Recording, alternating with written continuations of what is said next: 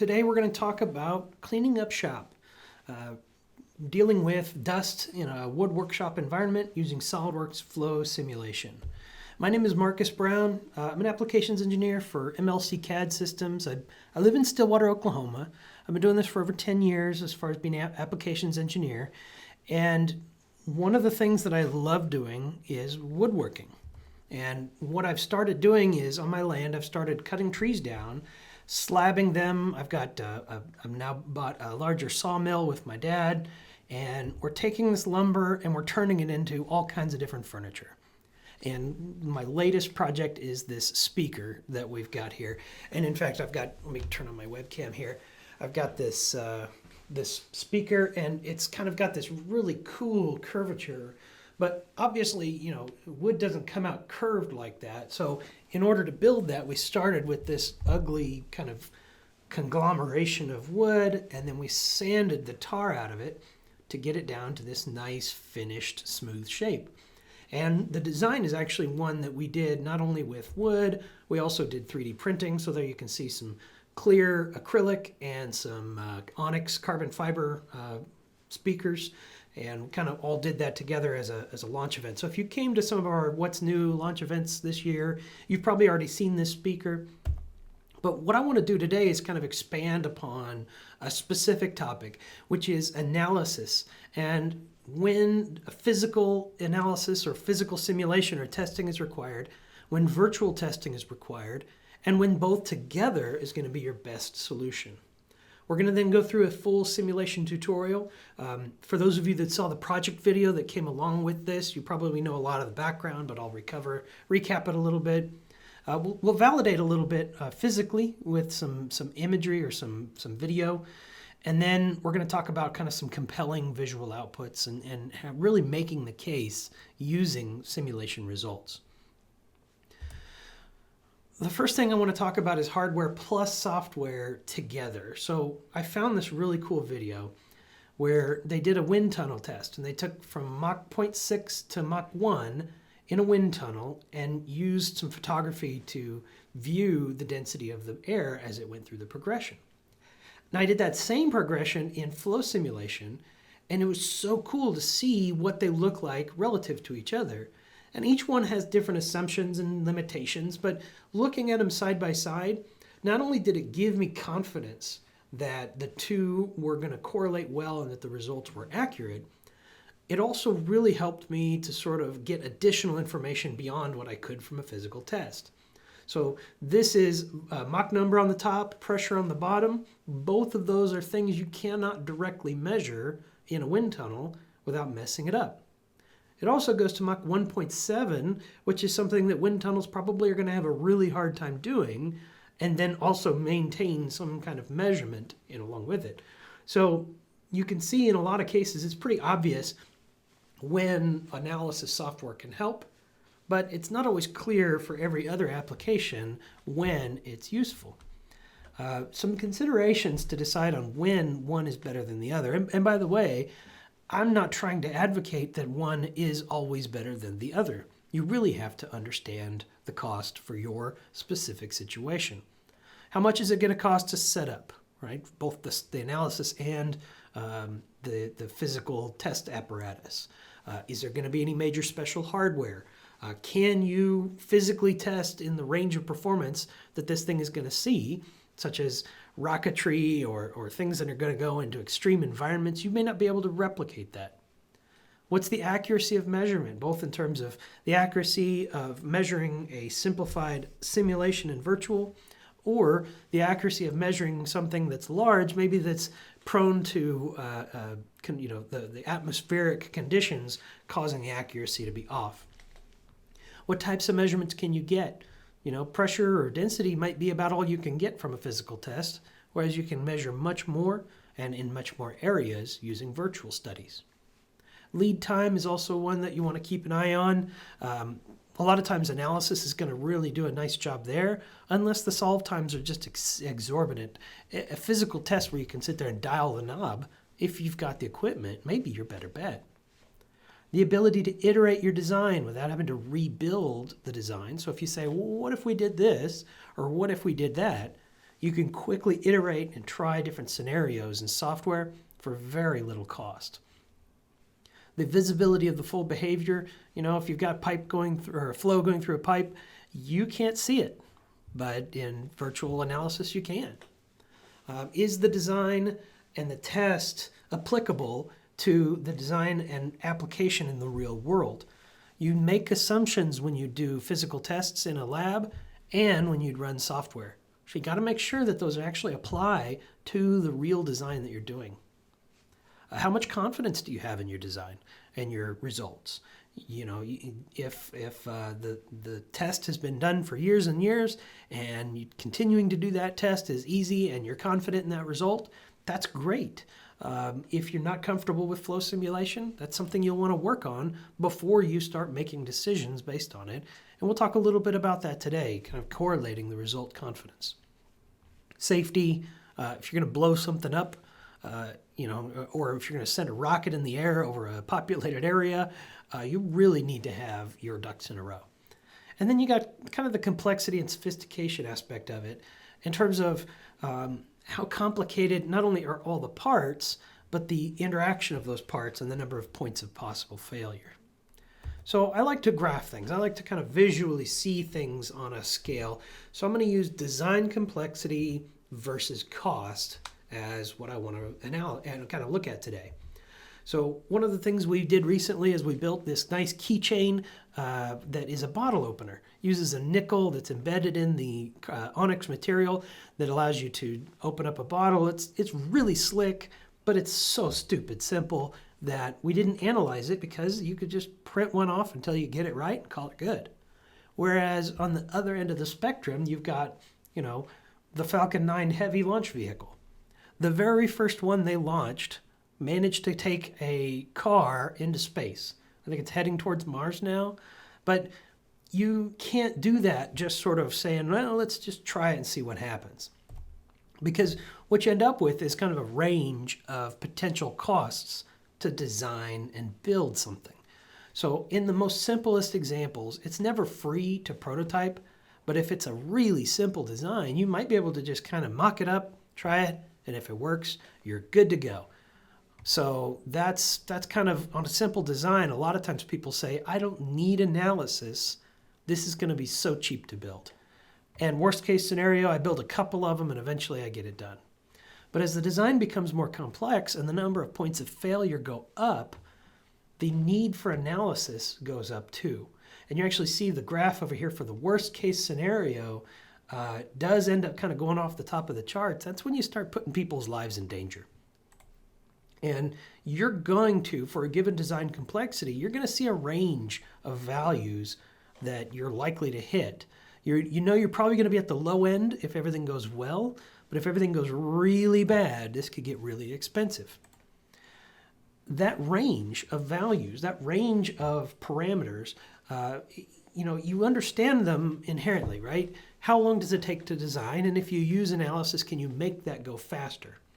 If you don't use virtual simulation and you fail, you've got to redesign this thing and start over and make it better. And that's going to add a lot of time and a lot of cost. Physical testing, you probably can't eliminate virtual tests or physical testing by virtual simulation. But ideally, you're going to send out something for physical test that you know is going to work, meaning you won't have to pay again to send another iteration through the lab. The design change costs are important. They're not avoidable, but you can limit the number of ECNs that are going to be required. Simulation testing and physical testing are both kind of baked into the cost if you do them. But think about the material cost. Not only the material costs of the prototypes, but the amount of material and the exotic nature of the material you might be using to achieve a certain performance. And if you're using something that is, let's say, when in doubt, make it stout, you're probably going to have to oversize the motors, the fans, the various other components that go along with it in order to make it work. Simulation can really help you to make an efficient design rather than oversized one. And then you got your really worst case scenario. Most of the time, this big chart up here where you see a lot of range where you might end up creating a really expensive design build cost is when you have failures. either failures in the field, failures in the lab, warranty issues, you name it. Now, there is a little bit to be said about the experience of the designer, background in the industry, but I want to talk a little bit about that later because that's something that I think you have more control over than you realize in terms of understanding things in your industry. So if you look at it in terms of the cost and complexity, and then you add in sort of the approximate cost of simulation, you end up with what I see as three major areas that most people live in. So if you're in the simple area, odds are you can probably build it without simulation cheaper than it would be to buy, learn, and set up and run an analysis. That's called the hold my beer zone. The hold my beer zone says, hey man, I'll probably get it fine. I'll probably do it cheaper than you can with simulation, and I don't disagree with you. And if you make individual component parts, or the parts don't really have sophisticated requirements in terms of weight and stiffness and performance, you're in the hold my beer zone and you can kind of go without. On the far end is what I like to call the PhD zone, not because you have to have a PhD to work there, but you tend to get more complicated, more expensive, more sophisticated studies, and you get to the point where you're probably pushing the boundaries of engineering. And so you need somebody to kind of help guide a group of people doing analysis and validating those analyses with physical testing, research, etc. And at that point, you really need to pay attention to simulation because it's not just a nice to have, it's a really must have. But most of the time when people buy simulation, it's because they're in this middle area, the sweet spot for simulation. And they have the ability to justify or not justify based on how well they do. And if you sort of match the cost of simulation by doing it without simulation, well, then you can say, well, I didn't really need it. I got it right the first time. But I don't really like that argument. I'm going to show you a better ROI at the end. But you kind of end up with three areas. Either you could use sim if you want, you should use sim because you'll probably make a better product, or you must use sim, or you're probably not going to get the thing done at all. And so this analysis really ends up being in the hold my beer zone, but I want to talk about why specifically it's still worth doing analysis on. So let's jump into a tutorial. My last study, I talked about kind of the analysis, the results, the conclusions that I did, but this one is really focused on getting you there from point A to point B, building the study and analyzing it and showing you exactly how to create the results that I showed you in the other video. So I've got my 3D model. I'll leave the geometry analysis for you to build or download a model. But I want to create a flow simulation study to understand dust collection efficiency with a small shop vac. It's not a professional grade dust collection system. Is it going to be sufficient? Let's find out. So we're going to start by creating a wizard. Now the wizard allows me to create a project, and it kind of reminds me of all the decisions I need to make. So I'm going to say this is my webinar tutorial study. All right, feel pretty good about that. For the unit system, there's going to be units like PSI, but actually when you talk about blowers, you're talking about inches of water. And when you're talking about velocity, you might be talking about inches per minute or inches per second. I've actually pre-created a unit system here that is inches of water.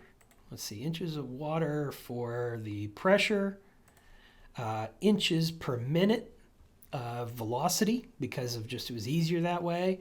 And then you got a few other units like CFM that are set up here that allows me to kind of use the unit system that I'm most comfortable with.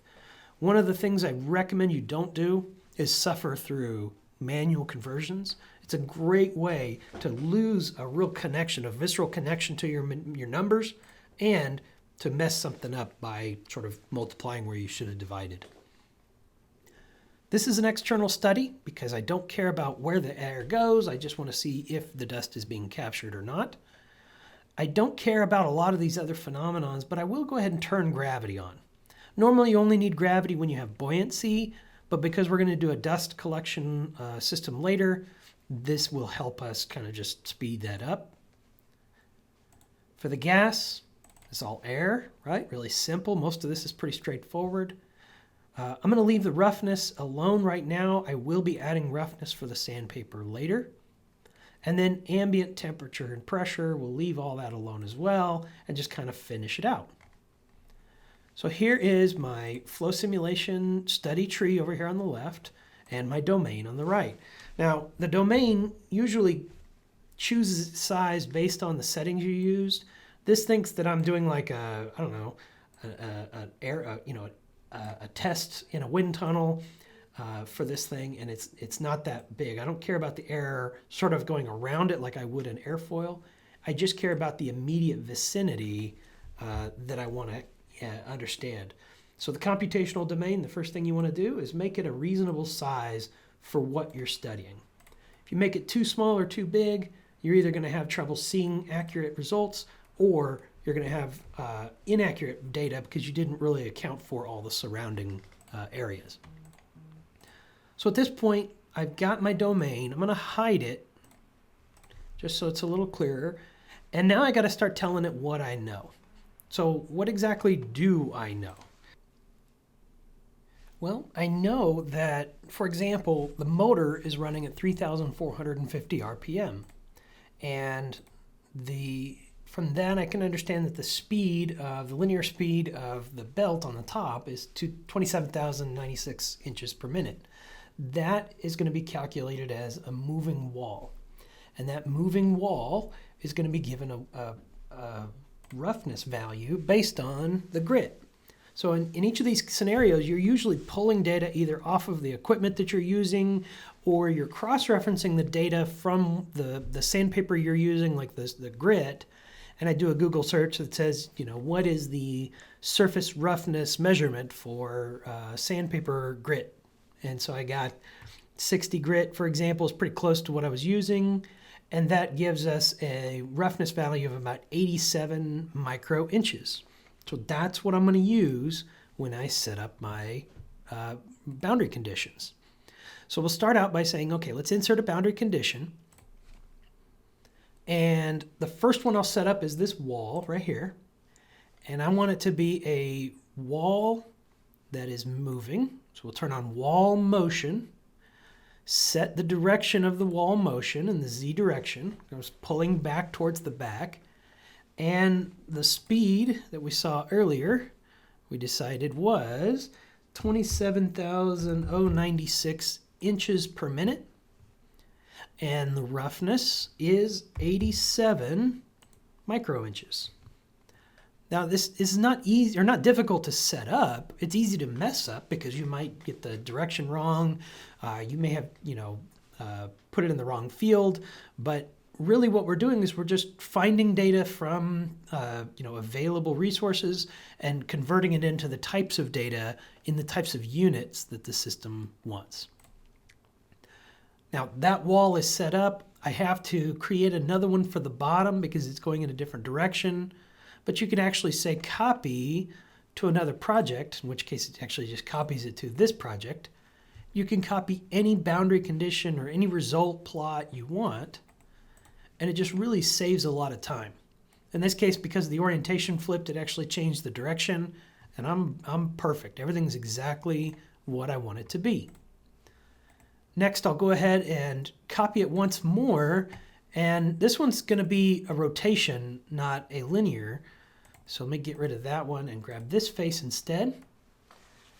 I copied it because I wanted the micro inch, but instead of it being a directional, like a linear velocity, this one's going to be rotational of 3450 RPM.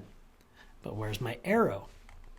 The arrow is way down here at the origin of the assembly.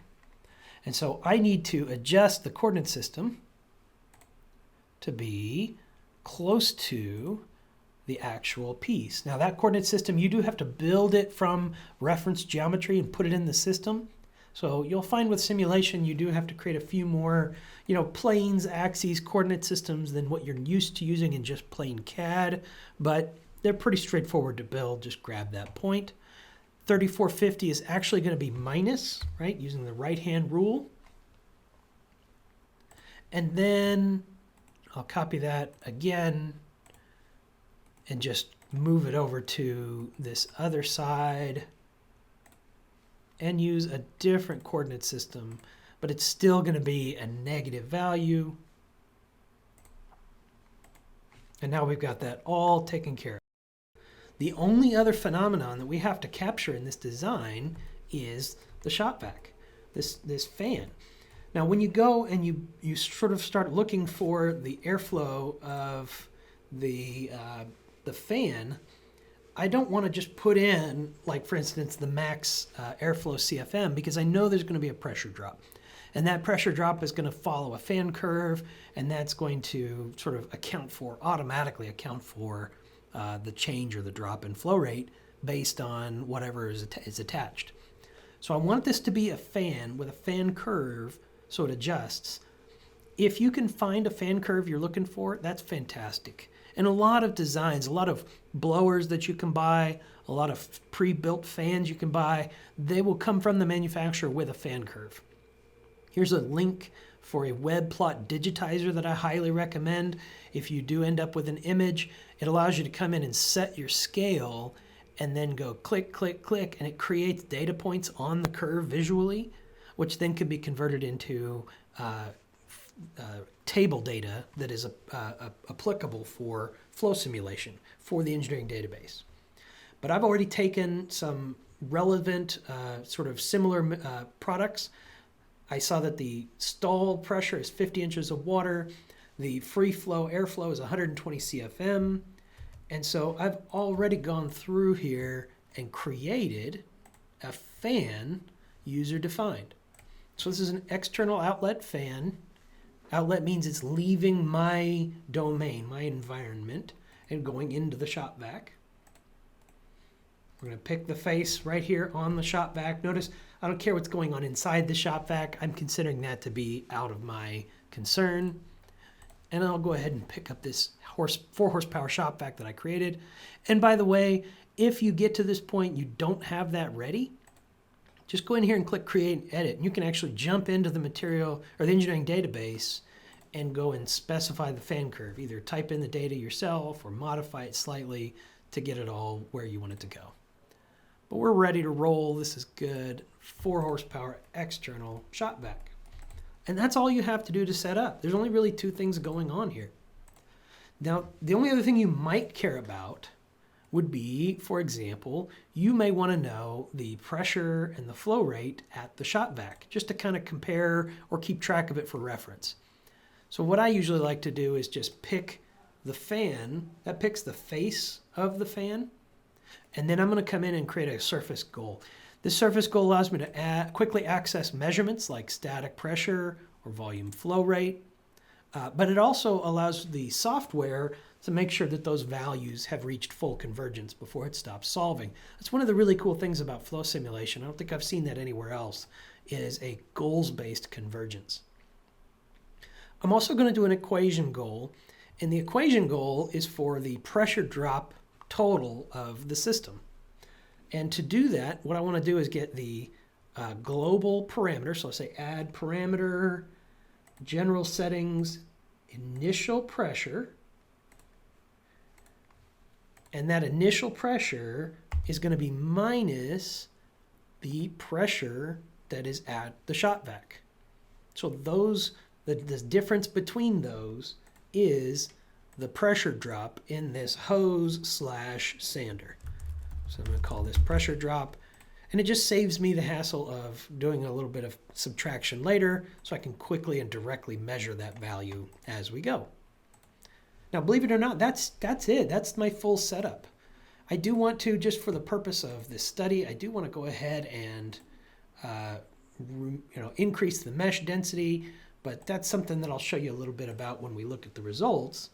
I'll show you kind of how you can decide whether or not you've got a relevant or a valid mesh density. Here's the solver window. Now, the solver window for flow is really nice because not only does it kind of show you the progress and give you an estimated time to completion, it also gives you the ability to do things like track the pressure drop and track the flow rate as it's solving to see if you're headed in the right direction. We're seeing the flow rate is going up and it's getting out of the system, so that's good. I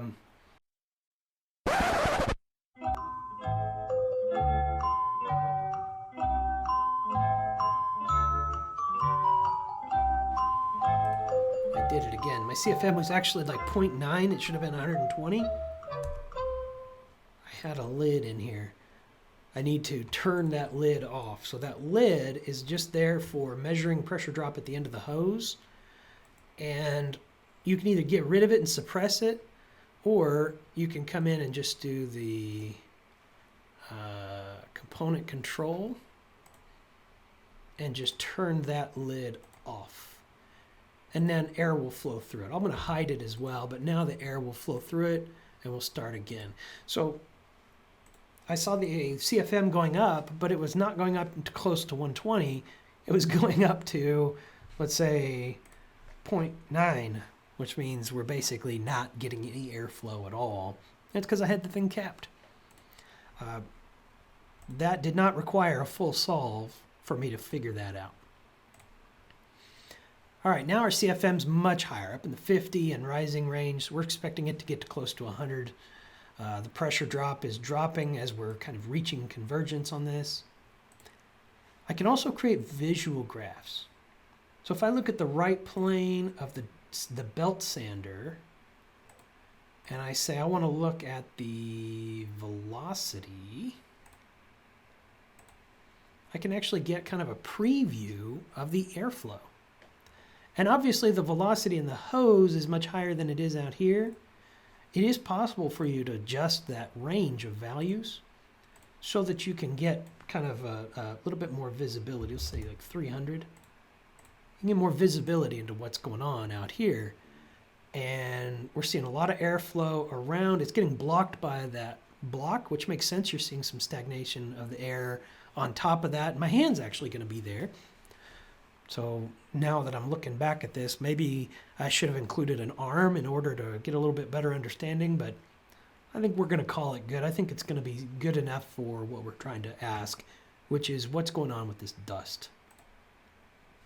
All right, my solver's finished, and we're already back in SOLIDWORKS, ready to start post-processing the results. The first thing you want to look at is, did I mess this thing up? And when you say, you know, did I mess it up?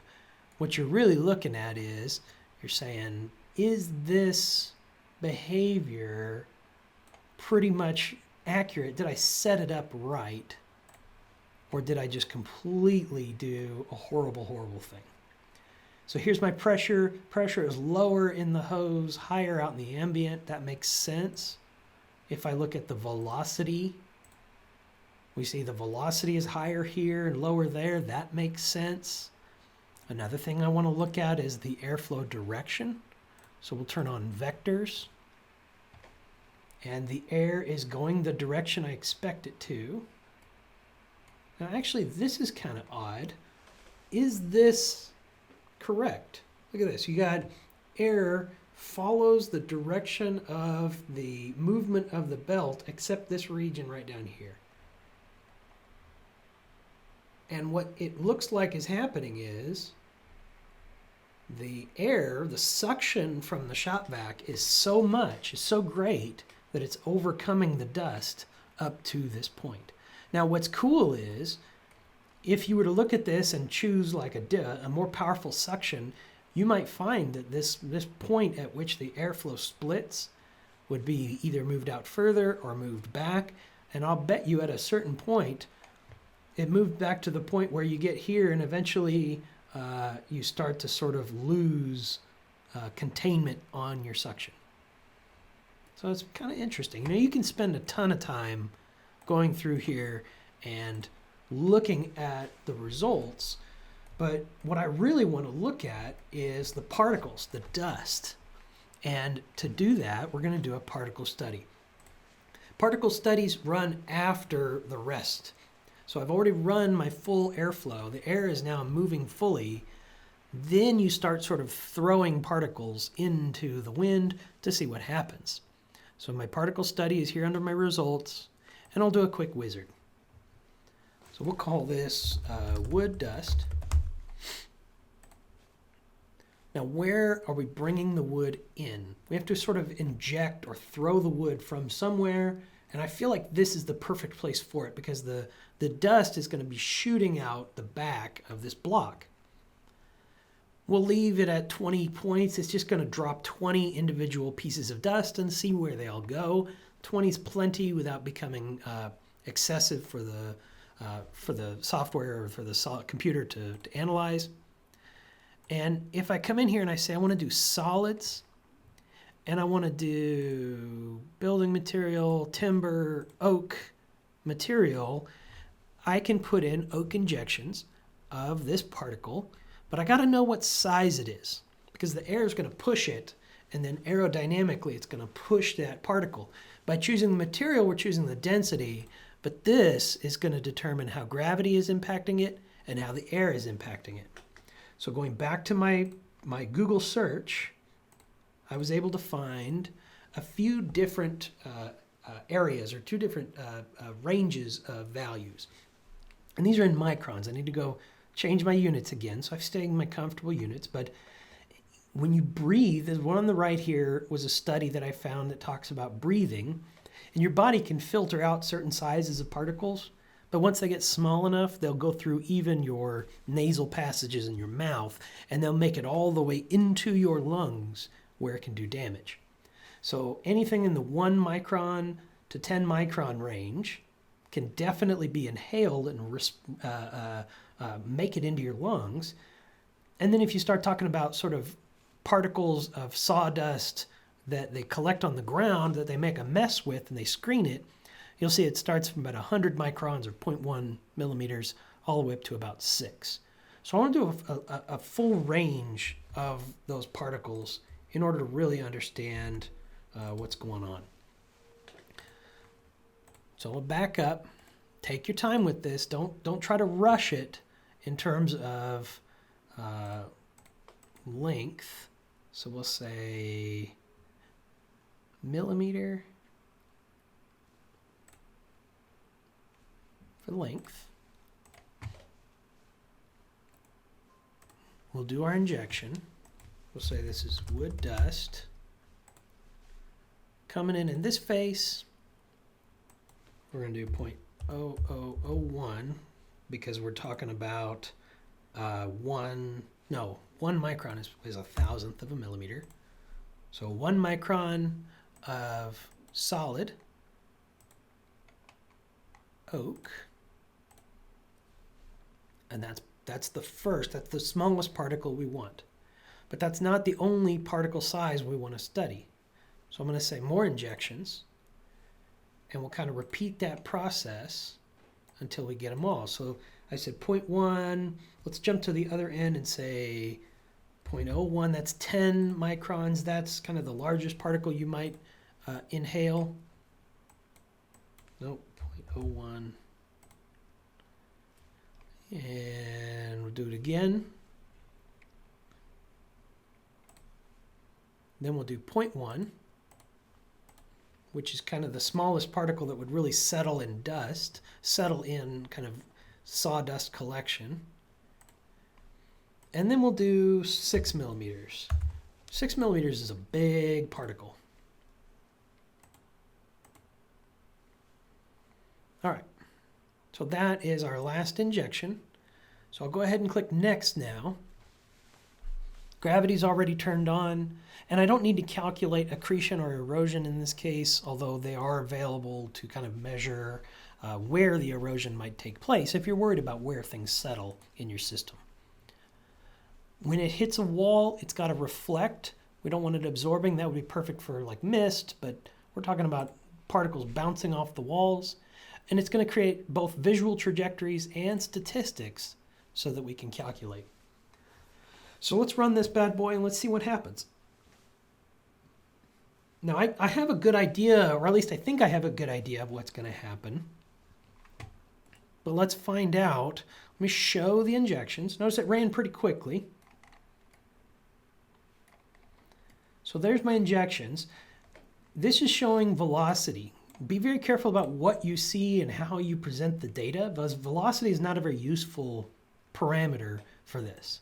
What I care about is the diameter of the particles. What size of particle is behaving in each possible way?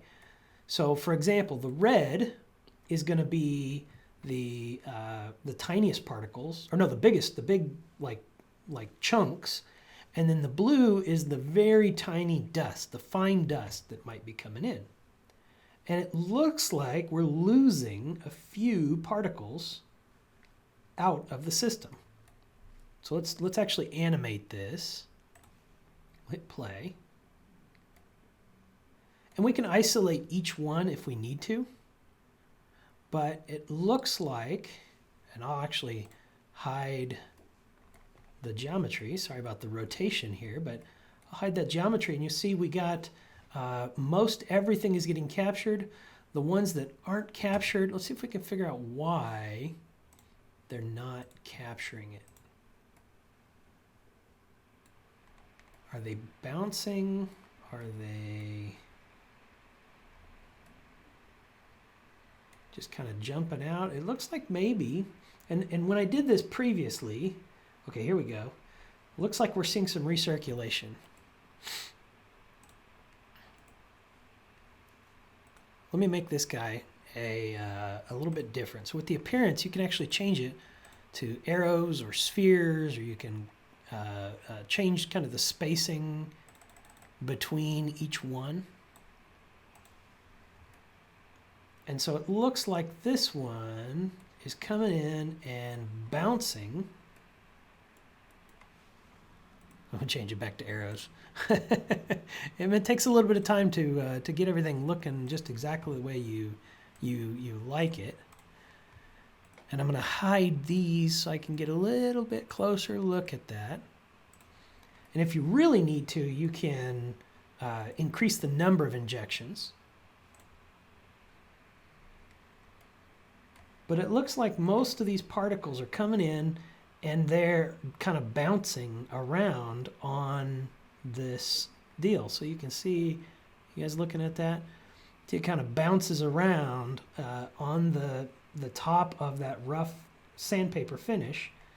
And then you've got them coming in and hitting and bouncing off this back wall.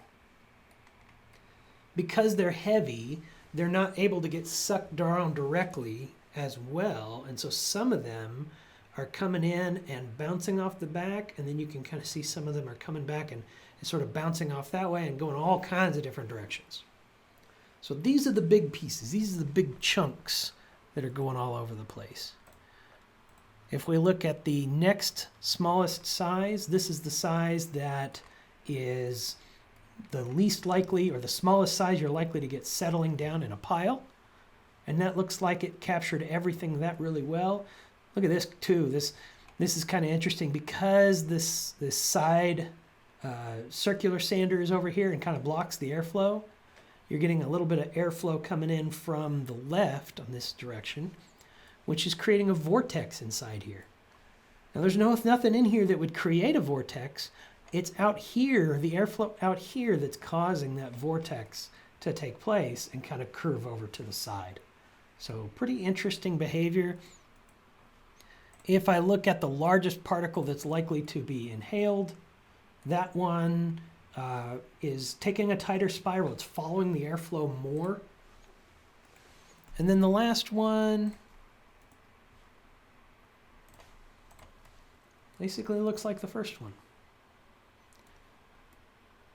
So we're getting some good data. We're getting some good information. We can, if there was a lot of movement or a lot of like chaos, we could actually come through here and look at the statistics and sort of ask ourselves, okay, out of, let's say, 20 injections, how many of them stayed in the domain and how many of them exited?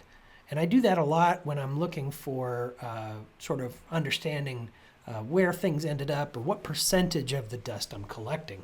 And you can kind of see, you know, did it make it out or did it stay in there? Maximum steps in cell kind of means that it sort of stayed in some location or stayed in some cell and kind of got stuck there. In this case, it looks like it's getting stuck on the wall or something here. All right. So that is how you would set up and analyze this kind of a study from start to finish. So let's talk about kind of taking those results and visualizing them. In my experience, in my estimation, the software and the solution is only as good as what you sort of do with it, where you take it. Did you learn from it? Did you adjust your design from it? Did you communicate it? And in this case, I have just two simple results. Those are the only two that I really care about. The one on the left is no suction at all, basically just running without suction. The one on the right is running with suction.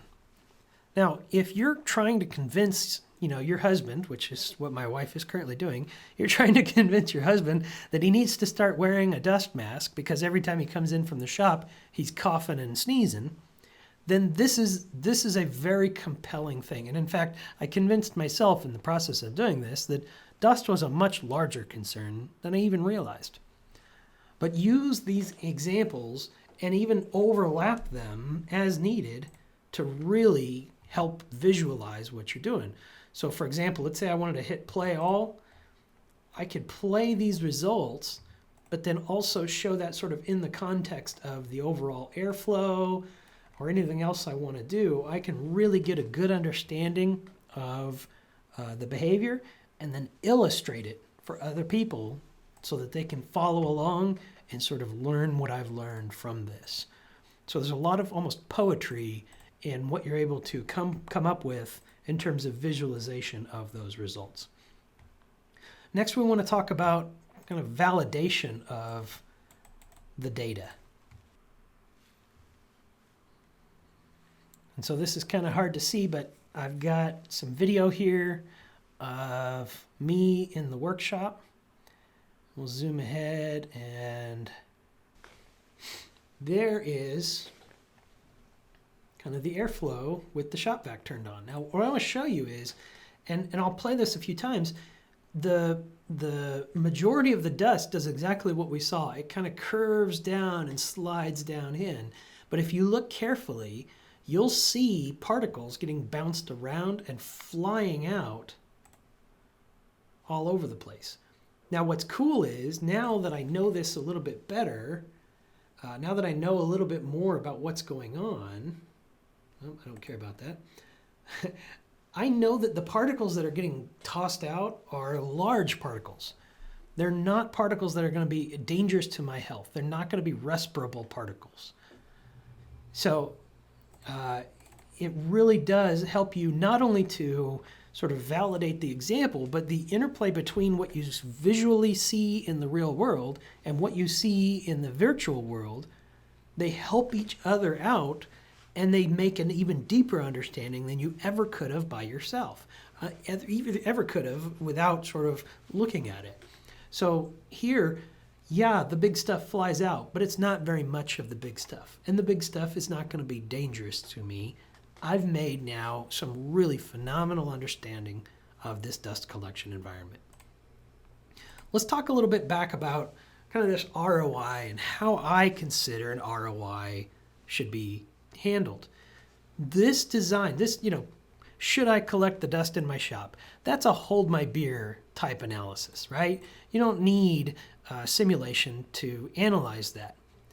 The thing of it is, though, simulation is not just about a one-off thing. Simulation is about creating a system, creating a group of people who are always focused on reducing the overall cost. The cost is there. You're spending money, whether you realize it or not. You're spending money in time, energy, resources, other people in the organization, possible risk and liability. And so you're constantly trying to eliminate or reduce all of that to a better scenario. Now, obviously, the more complex it is, the more saving potential you have. And that's great. I'm all for buying simulation on the right side of this. But if you buy simulation on the right side of this, don't forget that you can use that to answer other questions that come up that are important in your daily life. So the full ROI on a simulation is not just the design build cost for one project, right? If you blow something up or something fails in the field, suddenly you've already paid for the software. Now you got to buy the software too, so you're paying for it twice. But let's just say you haven't blown anything up in the field. The design build cost, with the savings you have per project times the number of projects you do in a given year, is really going to help you to understand the ROI for each project or for all of your projects. But it's not just that. You're creating a legacy of savings. When you create a more efficient design, you save material and you save on component costs. And every time you ship a unit, you realize more savings. And you're going to design new products. You're going to redesign or reuse those designs. And every time you reuse those designs, you're going to save more based on that legacy of efficient designs that you've created. And so every time you ship a unit, you're getting a revenue stream from that simulation. So the true ROI here is your full return on investment of simulation in terms of happiness of customers, the amount of time and quickness you get out the design, the amount of time you save dealing with problems, and every time you ship a new unit, that return, when you compare that to the simulation cost, you don't have to go very far up the chain, up into the simulation sweet spot to justify simulation. But even beyond that, and this is my number one reason why I believe simulation and using simulation is so important for an engineer, it's because you get that additional knowledge, right? Somebody that's been in an industry for 20 years has a lot of experience. Well, that experience, if you weren't paying attention, you're not going to turn that into knowledge. But if that knowledge from the experience is coupled with SOLIDWORKS simulation or flow or anything else, the knowledge from the experiences you have are accelerated because you're studying the problem from both physical and virtual perspectives. Almost every time I show this software to myself and to others, I learn something I didn't know. And what's the most satisfying part of my job is going into a company who's done something for years, for decades, talking to the head of engineering who's been doing something for decades, who knows the product inside and out. And I create a simple study and I run a simple example and I show them results and we dig into it a little bit and pretty soon they say, wow, I did not know that. Like, it makes sense now that I see it, but I never considered that. I never considered the flow was going backward. I never considered that there was a vortex there. I never considered that the low velocity was going to cause settling, because when we open them up, that's where the sand is, right? That's where the particles and the sediment are. These things that you learn, you can't learn from outside the system, from the outside of the pipe, from the outside of the unit. You got to go inside. And so the question really becomes, for you, when you use simulation, what is it that you're going to learn when you design or analyze your products? I really appreciate you attending. Please reach out if you have any questions at all. For anybody that either comments on the link or sends us an email, I'll make these file sets available to anybody, and then it'll include the actual study that we set up today so that you can open it up and play with it and kind of investigate how I set it up. Maybe you set up your own or set up different variations as you need to. So again, I really appreciate your time. Thank you all so much for attending.